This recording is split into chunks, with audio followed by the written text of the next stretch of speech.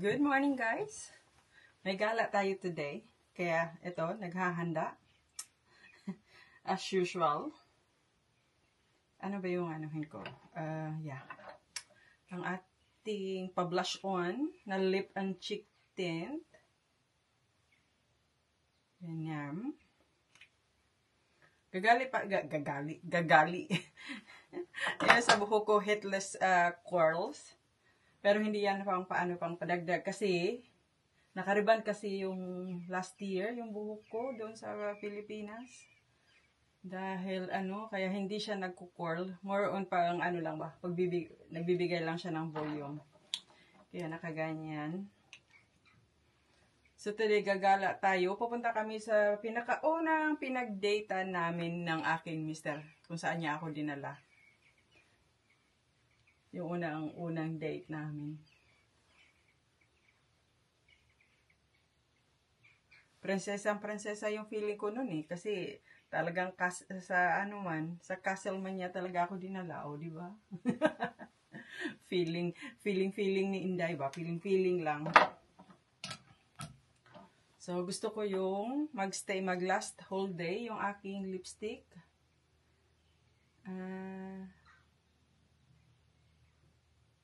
Yung sa Maybelline, yata to yung 24-hour stay.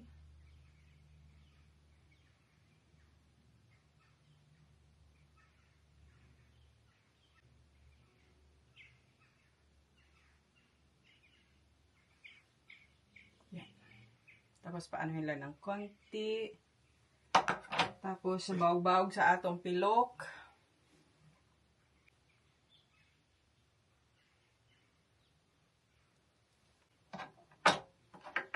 Tapos, natin ating kilay. Kasi kilay is life. Yung brow gel. Gusto ko brows. Gusto ko yung sa Amsterdam. Kasi magaling daw yung nasa Amsterdam. Yung sa Eyebrow Lab. Yun yung kasi yung kulay ko talaga. Wala akong mukha pag wala akong kilay. Kasi nipis talaga ng kilay ko. Yun yung problema. Tapos, yan.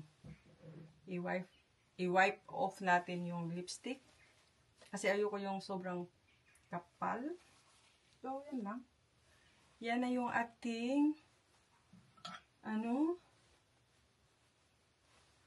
ayusin natin ang ating mga anik-anik. Tapos, konting highlight sa ilong. Kasi yung pango natin na ilong. Ang daming eyebrow. Magpa-rhinoplasty. Rhinoplasty ka dyan. Naiiyak ka nga sa kuhanan ng dugo. Tapos magpapaano pa.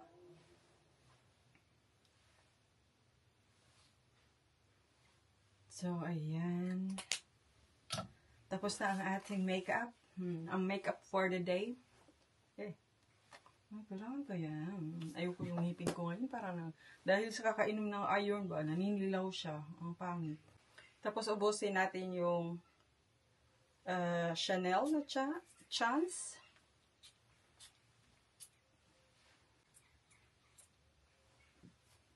Yan. Ubus na. Sa bango niya. So, ito yung whole outfit natin. Ito yung bag natin kasi tayo. Kailangan natin ng mga dadalhin. Tapos, ito yung shoes. Naka-mules lang ako. Na white. Yan. Yeah, para siyang parang autumn outfit. Pero, yeah, para mang autumn din ang parang autumn din ang panahon eh. So, okay lang yan.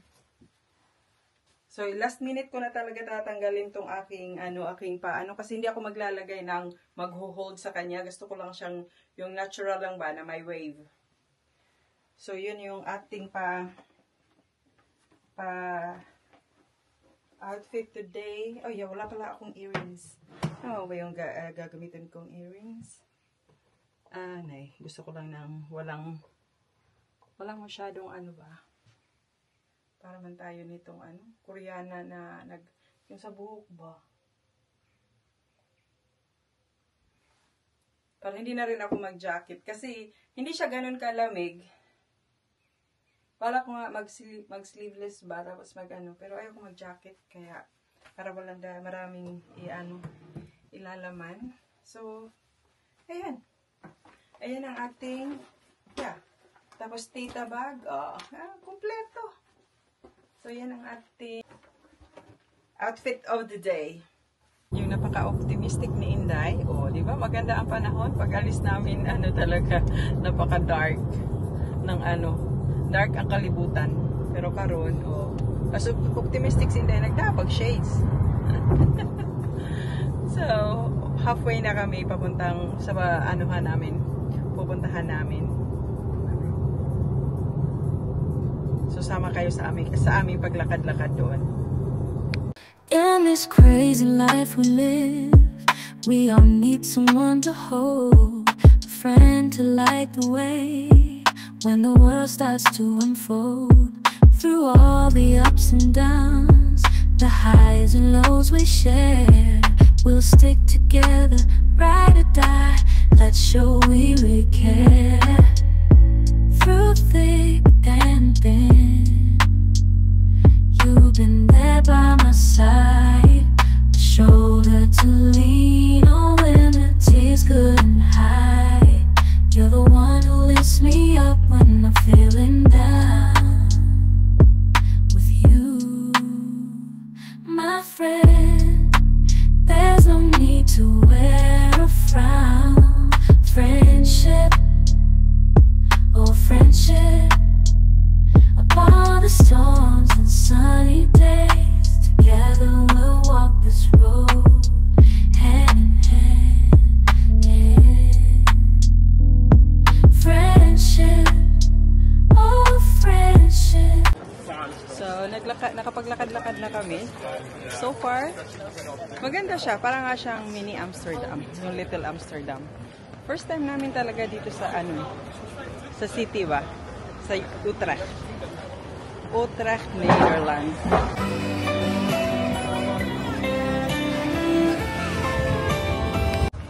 So patuloy tayo maglalakad kasi pupunta pa kami ng castle. I hear the beat, it's in my chest, got me feeling some kind of way. I confess the rhythm takes over, no room to rest. My heart's dancing, it's a love conquest. Oh, the melody, it's smooth and sweet, like honey dripping from a golden bee. It's the soundtrack to my soul's heat, making me move from my head to my feet.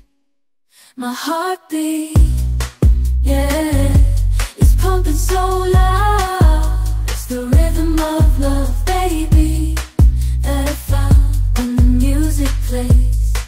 I just can't help but sway. Nothing else matters.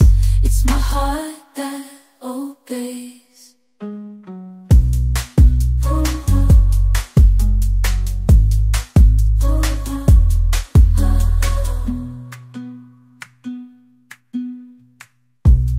Lost in the sound, my worries fade.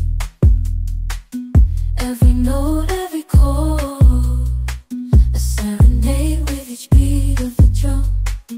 My spirit's Fail ang ating lunch kasi super kabisi, ang tagal. May pupuntahan pa kami. Kaya ngayon, ayan, yung track sa likod ko. Ganda siya. Maliit nga siya. So, yun yung namin. Pupunta na kami ng castle sa castle.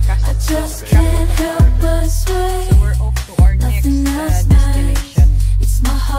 Castle. Yung malapit lang daw dito. Ayun, napuntahan na namin actually. Puntahan na namin yun ni Mr.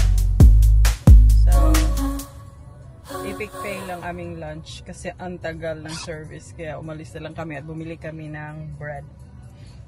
Yeah. Busy din talaga kasi ang ang center ng Utrecht.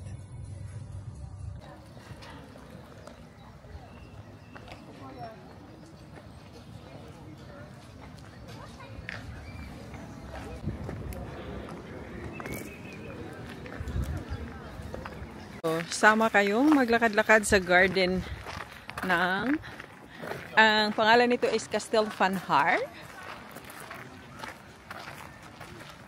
So, ang ganda ng garden na to. Kasi ang mahal ng entrance sa garden lang. Hindi ka pa makapasok doon. Sa kasi wala na silang ticket. Yeah. Pero maganda talaga siya. Ayan. Maganda to mag-picture. Yes. Yes. Igugudalag photostat. Ayan. Manood lang muna kayo, ha.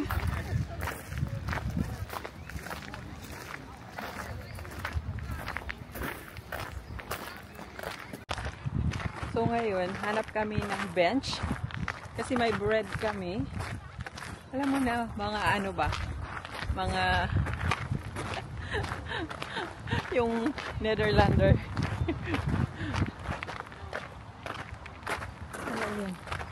Hanap tayo doon. Pero maganda siya. Kasi nung unang punta namin dito, hindi to ganito eh. Pero yun eh. March daw, sabi nito. Nung nagpunta kami dito. Tapos yung pangalawa namin punta is December. Pero ang mahal ng bayad nun. Yung sa lang. Kasi may Christmas market. Parang Christmas fair. Siya? 20 euro?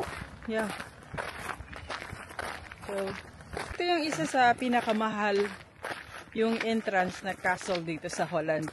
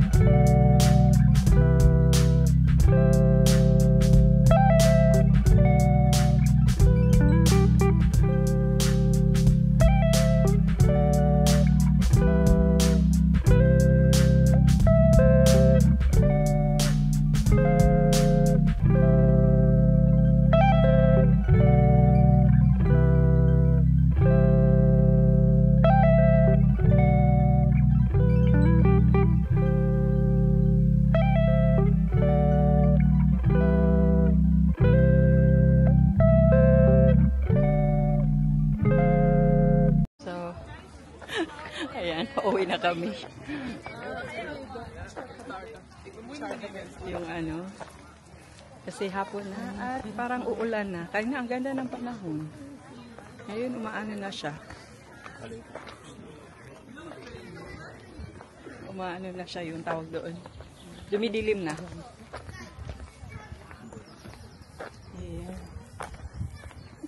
Maganda siyang castle pero namamahalan ako sa entrance niya. Yung maglalakad ka lang sa sa garden. Pero sige, para sa inyo.